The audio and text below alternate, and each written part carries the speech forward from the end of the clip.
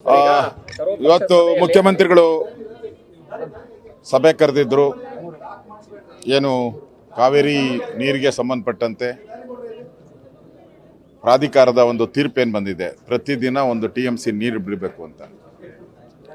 ಮತ್ತು ಈಗ ನಾವು ಕಳೆದ ವರ್ಷ ಬರಗಾಲ ಬಂದು ರೈತರ ಬೆಳೆ ಹಾನಿಯಾಗಿದೆ, ರೈತರು ಸಂಕಷ್ಟದಲ್ಲಿದ್ದಾರೆ, ನಮ್ಮ ಕೆರೆ ಕಟ್ಟೆಗಳೆಲ್ಲ ಖಾಲಿಯಾಗಿದೆ. ಈಗೇನೋ ಅಲ್ಪ ಸ್ವಲ್ಪ ಮಳೆ ಬಂದು ಮತ್ತೆ ಜಾನುವಾರುಗಳಿಗೆ ಮೇವು, ಕೆರೆ ಕಟ್ಟೆಗಳಿಗೆ ನೀರು ಬರ್ತಾ ಇದೆ. ಇಂಥ ಸಂದರ್ಭದಲ್ಲಿ ಏಕಾಏಕಿ ಇವತ್ತು ಕಾವೇರಿ ಪ್ರಾಧಿಕಾರ ನೀರು ಬಿಡಬೇಕು ಅಂಥೇಳಿ ಆದೇಶ ಮಾಡಿರೋವಂಥದ್ದು ನಮ್ಮೆಲ್ಲರಿಗೂ ಆಘಾತ ತಂದಿದೆ. ನಿನ್ನೆನೂ ಕೂಡ ರೈತ ಸಂಘದ ಎಲ್ಲ ಪ್ರಮುಖರು ಕೂಡ ನಮ್ಮನ್ನು ಬಂದು ಭೇಟಿ ಮಾಡಿದರು. ಪದೇ ಪದೇ ನಮ್ಮ ಮೇಲೆ, ರೈತರ ಮೇಲೆ ದಬ್ಬಾಳಿಕೆ ಮಾಡ್ತಾ ಇದ್ದೀರಾ, ಸರ್ಕಾರ ನಮ್ಮ ಪರವಾಗಿ ನಿಲ್ತಾ ಇಲ್ಲ. ಕಳೆದ ಬಾರಿನೂ ರೈತರ ಬೆಳೆ ನಾಶ ಆಗಿದೆ, ನಮ್ಗೆ ಯಾವುದೇ ರೀತಿ ಪರಿಹಾರನೂ ಕೂಡ ಬಂದಿಲ್ಲ, ನಮ್ಮನ್ನು ಕಷ್ಟನೂ ಕೇಳಿಲ್ಲ. ಈ ಸರಿ ಮತ್ತೆ ನೀವು ನೀರು ಬಿಟ್ಟರೆ ನಮ್ಮ ರೈತರ ಗತಿ ಏನು ಅನ್ನೋದನ್ನು ನಿನ್ನೆ ಬಂದು ನನ್ನನ್ನು ಮತ್ತು ರವಿ ಅವ್ರನ್ನ, ನಮ್ಮೆಲ್ಲ ನಾಯಕರು ಇದ್ದಾರೆ, ನಮ್ಮ KR ಪೇಟೆ, ನಮ್ಮ ತುಮಕೂರು, ಸುರೇಶ್ ಅವರು ಎಲ್ಲರೂ ಕೇಳಿದರು. ನಾವೀಗ ನಮ್ಮ ಮಂಡನೆ ನಾವು ಹೇಳಿದಿರಿ, ನೀವು ಅಪೀಲ್ ಮಾಡಿ, ಈಗ ಏನು ಆದೇಶ ಬಂದಿದ್ದಾರೆ ಅದ್ರ ವಿರುದ್ಧ ಅಪೀಲ್ ಮಾಡಿ, ಸುಪ್ರೀಂ ಕೋರ್ಟ್ವರೆಗೂ ಹೋಗೋಣ, ಅಪೀಲ್ ಮಾಡಿ. ಅಲ್ಲಿವರೆಗೂ ನೀರು ಬಿಡೋದು ಬೇಡ ಅನ್ನೋದು ನಮ್ಮ ವಾದವನ್ನು ನಾವು ಮನ್ನಣೆ ಮಾಡಿದ್ದೀರಿ. ಬಿಕಾಸ್ ನಾವು ಕಷ್ಟದಲ್ಲಿದ್ದೀರಿ. ನಾವು ತಮಿಳ್ನಾಡಲ್ಲಿ ಯಥೇಚ್ಛವಾದಂಥ ಮಳೆ ಬರ್ತಾಯಿದೆ, ನಮಗೆ ಹೋದ್ಮೇಲೂ ಅವ್ರು ಮಳೆ ಬರ್ತಾಯಿದೆ, ಮತ್ತು ಅವರು ಸಫಿಷಿಯೆಂಟಾಗಿ ಬೆಳೆ ಮಾಡ್ತಾ ಇದ್ದಾರೆ. ಅವ್ರಿಗೆ ಏನು ಕಾವೇರಿ ಆದೇಶ ಇದೆ ಅದಕ್ಕಿಂತ ಹೆಚ್ಚು ಎಕರೆ ಪ್ರದೇಶಗಳಲ್ಲಿ ಅವರು ಬೆಳೆಯನ್ನು ಮಾಡ್ತಾ ಇದ್ದಾರೆ. ನಮ್ಮ ಕೈಲಿ ಆಗ್ತಾ ಇಲ್ಲ.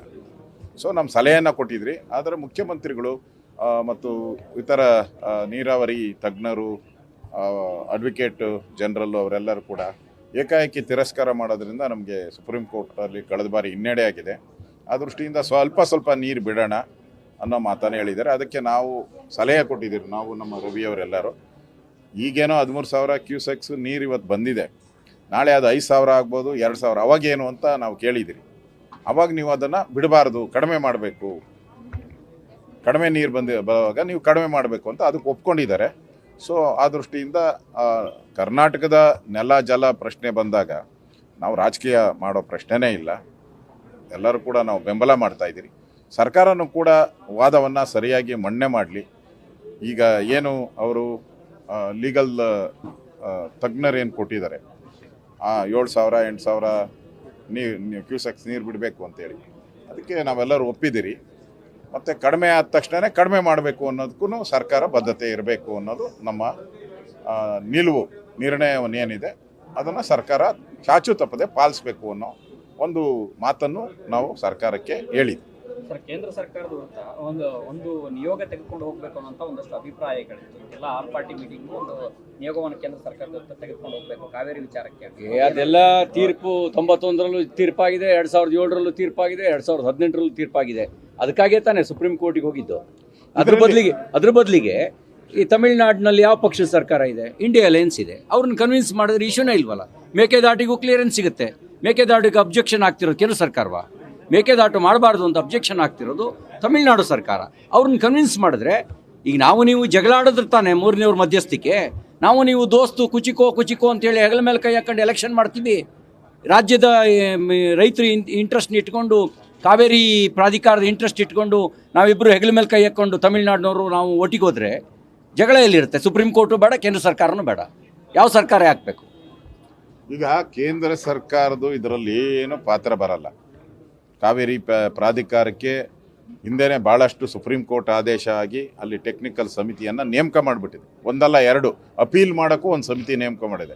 ಅವ್ರೇನು ಕೊಡ್ತಾರೋ ಅದೇ ಫೈನಲ್ ಅನ್ನೋದು ಹೇಳಿದ್ದಾರೆ. ಇಲ್ಲಿ ಕೇಂದ್ರ ಸರ್ಕಾರದ ಪ್ರಶ್ನೆನೇ ಬರಲ್ಲ. ಕೇಂದ್ರ ಸರ್ಕಾರದ ಪ್ರಶ್ನೆನೇ ಬರಲ್ಲ. ಇಲ್ಲಿ ಹೊಸ ಯೋಜನೆ ಏನಾದರೆ ಈಗ ಮೇಕೆದಾಟು ಅವೆಲ್ಲ 2 ರಾಜ್ಯಗಳು ಒಪ್ಪಿದ್ರೆ ಕೇಂದ್ರ ಸರ್ಕಾರಕ್ಕೆ ಅವಾಗ ಅಪೀಲ್ ಹೋಗ್ತೈತೆ. ಈಗ ಇಲ್ಲೇ ರವಿ ಅವರು ಹೇಳ್ದಂಗೆ ಇವರೇ ತಕರಾರು ಮಾಡ್ತಾವ್ರಲ್ಲ ತಮಿಳ್ನಾಡು, ಅದು ಪ್ರಶ್ನೆ. ಇಲ್ಲಿ ಕೇಂದ್ರ ಸರ್ಕಾರದ ಪಾತ್ರ ಬರಲ್ಲ. ನಮ್ಮ ಲೀಗಲ್ ಸೆಲ್ ಏನಿದೆ ಸರಿಯಾಗಿ ವಾದನ ಮಂಡನೆ ಮಾಡಿ ನಿಜ ಸ್ಥಿತಿಯನ್ನು ಅವ್ರಿಗೆ ಮನವರಿಕೆ ಮಾಡಿಕೊಡ್ಬೇಕು ಟ್ರಿಬ್ಯುನಲ್ ಮುದ್ದೆ ಅನ್ನೋದೇ ನಮ್ಮ ಒಂದು ಸಲಹೆ. ನ್ಯೂಸ್ ಫಸ್ಟ್, ನಿರ್ಭೀತಿಯಿಂದ ನಿಮ್ಮ ಪರವಾಗಿ.